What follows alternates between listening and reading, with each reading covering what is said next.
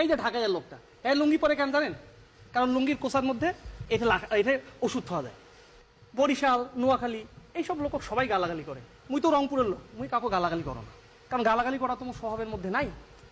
মাননীয় সভাপতি, তখন ওই ফানগুলোর থাকো ওই কোচিং কোর্টের জন্য আসছো ঢাকা। দেখোছো ওই সিনেমা হল, আনন্দ সিনেমা হলে একটা সিনেমা লাগছে, সিনেমাটার নাম হচ্ছে মেয়েরাও মাস্তান। ওরে বাবা, আগত শুনছুনু বাংলা সিনেমা আছে মেয়েরাও মানুষ, এখন শুনেছো মেয়েরাও মাস্তান। আরে বাবা, মেয়েরাও যে মাস্তান এটা তো ওই ময়মনসিংহের বৈনক দেখলে বোঝা যায়, এই যে মাস্তান।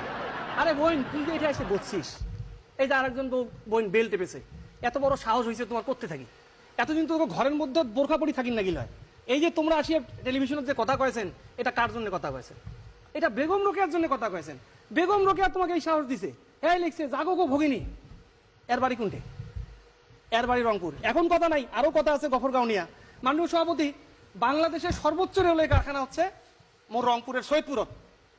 অবাক হয়ে যাবেন, ওইটা প্রত্যেক দিন যে বগিগুলা ঠিক করে বেশিরভাগ বগি যায় গফরগাঁও থাকি। কই একদিন খালি গফরগাঁও যান কেনে, গেইলে বুঝবেন। যখন এই ট্রেনটা গিয়া গফরগাঁও গিলা গেল, তখন এখানে ধূপ ধাপ শুরু হল। বলে কি? বলে এটা গফরগাঁও। বলে কেন? বলে মোবাইল ছাড়াও, ব্যাগ ছাড়াও, কখন এলে নিয়ে দৌড়ি পালাবি সবাই। মাননীয় সভাপতি, এই যে ঢাকাইয়া পোলা, এক গান গায়, কয় ঢাকাইয়া পোলা, ঢাকাইয়া পোলা। হ্যাঁ বলে খুব বলে রোমান্টিক, এক গান গায়। রোমান্টিসিজমের হ্যাঁ কিছু বোঝে? লাল রং দেখলেই প্রেমে পড়তে নেই, সব লাল রঙই হৃদয়ের রং নয়। এই কবির প্রতি আমার খুব রাগ। মাননীয় সভাপতি, যে কোনো রংপুরের চাংড়া কমেন যে এই কবিটা কায় অক ধরে নিয়ে আইসো। কারণ কি? রংপুরের চাংড়া বিশ্বাস করে রং কি হয় হোক, সবগুলো রঙে হচ্ছে প্রেমের রং, এমনকি কালো রংটাও প্রেমের রং।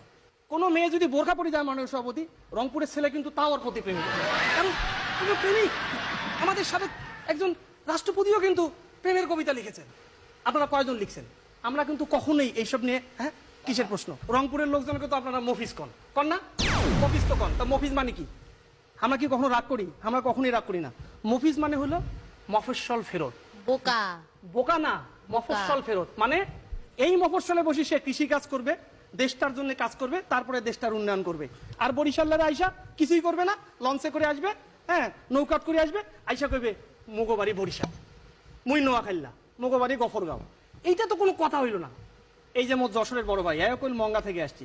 এখন একটা প্রশ্ন করো মাননীয় সভাপতি, এই যে বাংলাদেশে বন্যা চলেছে, দেখছেন একটা রংপুরের লোক ঢাকাচ্ছে। আমরা কিন্তু ত্রাণ চাই নাই মাননীয় সভাপতি, ত্রাণ আপনারা দিতেছেন। এখন ত্রাণ যদি কেউ মুখ দেয় মুই কি নেম না? কিন্তু এই ঘটনাটা যদি যশোরত ঘটিল হয়, বরিশালত ঘটিল হয়, নোয়াখালীত ঘটিল হয়, দেখিনি নয় এই সদরঘাটত হাজার হাজার নৌকা, সব খালি বরিশাল, নোয়াখালী আর যশোর থেকে আসিল হয়। মানে নিজে যারে বড় বলে বড় সেই নয়, লোকে যারে